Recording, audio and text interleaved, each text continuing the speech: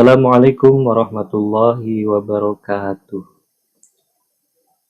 Alhamdulillahirabbil alamin wa bihi nasta'in wa ala umurid dunya waddin wassalatu wassalamu ala asyrafil anbiya'i wal mursalin sayyidina wa maulana Muhammadin wa ala alihi wa sahbihi ajma'in, amma ba'du. Teman-teman Mahisa channel yang saya cintai, kembali lagi di Mahisa channel. Kali ini insya Allah saya akan membacakan sebuah buku yang insya Allah ini sangat bagus. Buku ini membahas tentang Al-Quran ya. Buku dengan judul Al-Quran Hidangan Segar, Bergizi Tinggi, Pemberkah, Penyegar, dan Pembangkit Umat.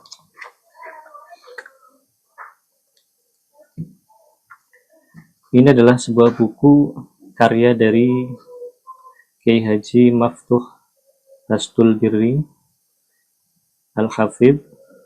Beliau adalah pengasuh Pondok Pesantren Muratilil Quran Lirboyo Kediri.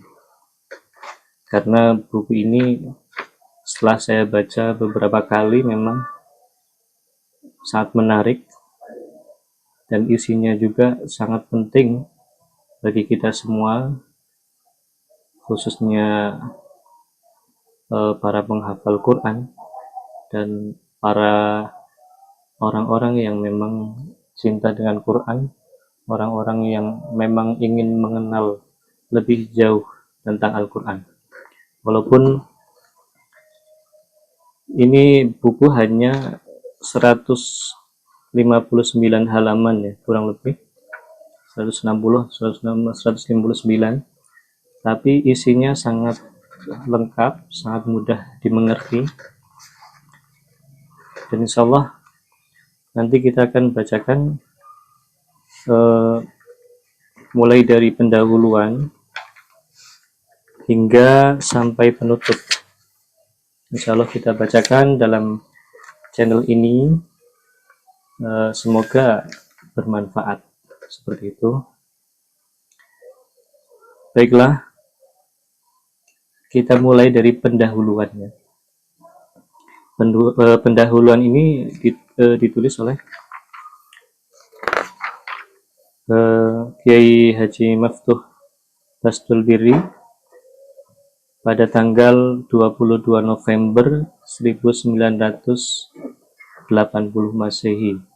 Berarti antara 40-an tahun yang lalu. 40-an tahun yang lalu. Mari kita simak. Bismillahirrahmanirrahim. Alhamdulillahirabbil alamin. Wassalatu wassalamu ala sayyidil awwalin wal akhirin wa ala alihi wa ashabihi ajma'in, amma ba'du. Al-Quran adalah sebagai standar dan pedoman umat Islam. Al-Quran adalah sebagai batasan di dalam beragamanya dan duniawinya orang Islam. Al-Quran adalah sebagai jalan untuk menuju kebahagiaan di dunia dan akhiratnya orang Islam.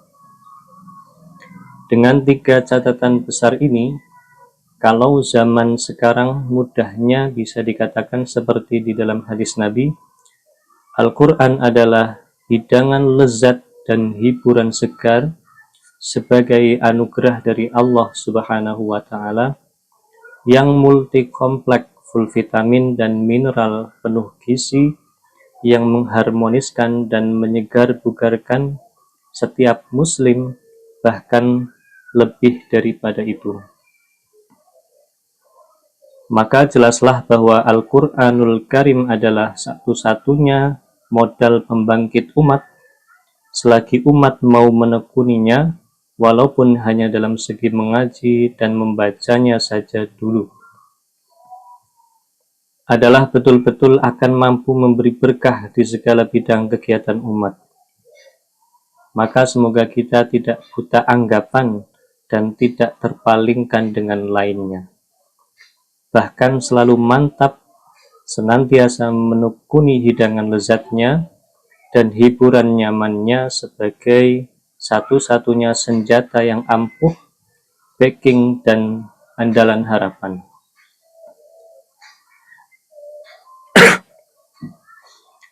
Dengan ini semoga kita dikaruniai oleh Allah Subhanahu wa ta'ala bisa betul-betul cinta dan selalu mantap terhadap Al-Quran, sehingga mau mementingkan belajar Al-Quran mulai dari kanak-kanak sampai usia tua, atau mulai kapan saja dan sampai kapanpun, mulai belajar dari alif, ba, ta, sa sampai khatam yang pertama, lalu mengulangi dan mengulangi lagi dengan sungguh-sungguh, melancarkan serta memahirkan bacaan baik dan bertajwid, mencari guru yang lebih ahli, berguru lagi dan berguru lagi, mendalami bacaannya sehingga berhasil betul-betul pandai dan bisa mengetahui seluk-beluk dan ketentuan-ketentuan tentang bacaan Al-Quran. Pandai membaca dengan tajwid, tartil, dan tahqiq, bisa lancar, teliti dan disiplin, mahir dalam bacaan yang bagus, ahli tekun mendarus dan bisa tergolong orang yang berpredikat Al-Qari di sisi Allah Subhanahu wa ta'ala. Bisa hafal seluruhnya dan bisa menjaga kemurnian Al-Quran, bisa mengerti artinya serta mengamalkan apa maksud kandungannya, dan ahli mengajar Al-Quran sampai akhir hidupnya. Allahumma amin. Berapakah kadar pahala, ketinggian derajat dan kebaikan orang-orang yang mau berbuat begitu tadi? Bukanlah barang yang asing, mengertilah uraiannya, dan siapakah orang yang disuruh supaya begitu? Bukanlah yang masih kanak-kanak, bahkan orang-orang yang balik atau dewasalah yang diwajibkan mengaji dan mengaji lagi. Semua insya Allah akan saya uraikan dalam buku ini menurut kemampuan. Sejak zaman dahulu kala, mengaji Al-Quran adalah memang merupakan standar pendidikan orang Islam. Jangan-jangan kian hari kian sepi dari yang mempelajarinya atau menganggap cukup mengaji satu kali saja, belum sampai mengerti tentang ketentuan-ketentuan bacaan Al-Quran yang sebenarnya. Saya penulis yang selemah ini berniat menyempatkan waktu untuk meminta pertolongan dari Allah Subhanahu wa ta'ala, beristikharah dan menyusun buku ini yang menerangkan tentang fadilah atau keutamaan-keutamaan Al-Quran dan kehebatan para ahlinya, sebagai pendorong agar mau menekuni Al-Quran seperti yang tersebut di atas tadi. Kalau sudah bisa, bukanlah ini sebagai kebanggaan dan kesombongannya, bahkan harus meningkatkan dirinya, memikirkan dan berusaha bagaimana amalannya itu bisa diterima di hadapan Allah kelak dan seterusnya. Semua amal harus didasarkan menghambakan diri atau ibadah ubudiyah kepada Allah Subhanahu wa ta'ala. Semua amal bagus kalau tidak selalu didasari dan menghambakan diri semata hanya beribadah kepada Allah, mencari keridhaannya, akan menjadikan rasa mengagumkan dirinya menjadi muncul kesombongannya, atau menjadi bertujuan untuk mencari keenakan duniawi, akan hancur lebur pahalanya di sisi pandangan Allah Ta'ala. Bagaimana Allah akan menerima dan memberi pahala, sedangkan jurusannya sudah tidak kepada Allah Subhanahu wa ta'ala, bahkan menuruti nafsunya. Na'udzubillahi min dzalik. Para ulama selalu memikirkan masalah kemunduran diri yakni tentang mengaji dan menekuni Al-Quran. Hal ini terbukti di negara Mesir, yang baru-baru ini telah melaksanakan usaha barunya, yaitu mengadakan proyek perekaman Al-Quran dengan bacaan tartil dinamakan Mushaf Murattal. Semua kiroah yang mutawatirah dan masyhurah, kiroat yang 7 sampai kiroat 10, beserta riwayat-riwayatnya, dengan tujuan untuk menjaga Al-Quran, menghidupkan bacaannya kembali, dan untuk membantu memudahkan belajar sebagai standar bacaan Al-Quran. Nah, ini di negara Mesir pada waktu itu, berarti antara 1980-an itu negara Mesir sudah berinisiatif untuk mengadakan proyek perekaman Al-Quran untuk menjaga Al-Quran. Buku ini saya susun bab demi bab dengan maksud agar mudah dicari mana yang dibutuhkan. Maka harapan saya, di samping yang pertama untuk saya, anak-anak keluarga dan keturunan saya, semua anak didik saya, hendaknya buku ini bisa dipakai secara meluas untuk umum dan khususnya para guru Al-Quran, baiklah untuk sekedar dipakai sebagai dasar pedoman mengajar Al-Quran dalam menasehati serta mengarahkan pribadinya sendiri beserta anak didiknya. Semoga buku ini diterima di sisi Allah Subhanahu wa Ta'ala sebagai amal dakwah serta merupakan amar ma'ruf nahi mungkar saya dan siapa saja yang menggunakannya. Amin. Semoga Allah menerangi dan membuka hati kita, segenap masyarakat ramai, bisa menerima buku ini menjadi lantaran sebagai pendorong yang sebanyak-banyaknya, bertepatan dengan permulaan abad ke-15 Hijriah ini, yang mana umat Islam diharapkan akan kebangkitan dan kemajuannya. Ini ada hadisnya. Sabda Nabi Shallallahu Alaihi Wasallam, Innallaha yab'atsu li hadhil ummati ala ra'si kulli mi'ati sanatin man yujaddidu laha dinaha. Sunan Abu Dawud. Artinya, sungguh Allah mengutus untuk umat ini setiap pada awal abad atau 100 tahun orang yang memperbaharui agamanya. Semoga lantaran buku ini Allah berkenan mereformasi ngaji kita dari yang semau gue menjadi bersemangat mau mengaji Al-Quran yang sungguhan, siapa saja pada abad ke-15 Hijriah ini. Dengan ini maka mengajar saya memang bersemangat kebangkitan. Dengan arti, Alhamdulillah mengajar saya banyak yang saya tambahi dan saya tingkatkan daripada mengajarnya guru-guru Al-Quran saya sebelumnya. Perihal ini telah saya terangkan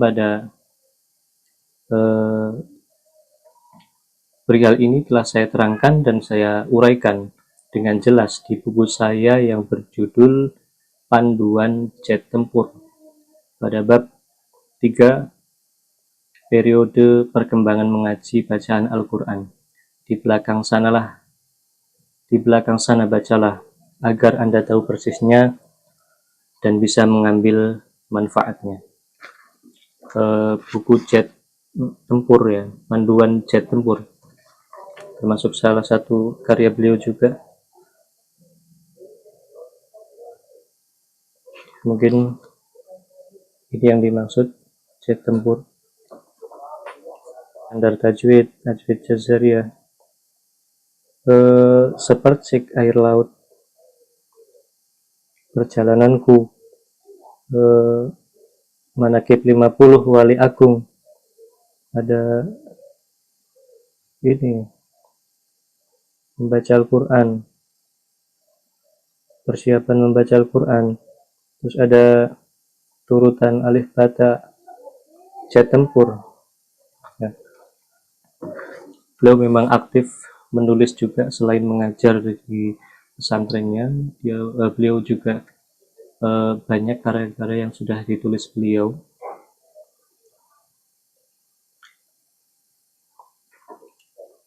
Romo Kiai Haji Maftuh Bastul Birri. Kita lanjutkan. Akhirnya, semoga Allah Subhanahu wa Ta'ala berkenan menerima, kemudian memberi pahala atas buku ini.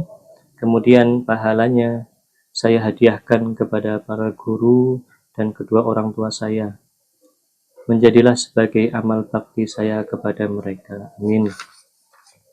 Rabbana taqabbal minna innaka antas sami'ul alim wa tub alaina innaka antat tawwabur rahim.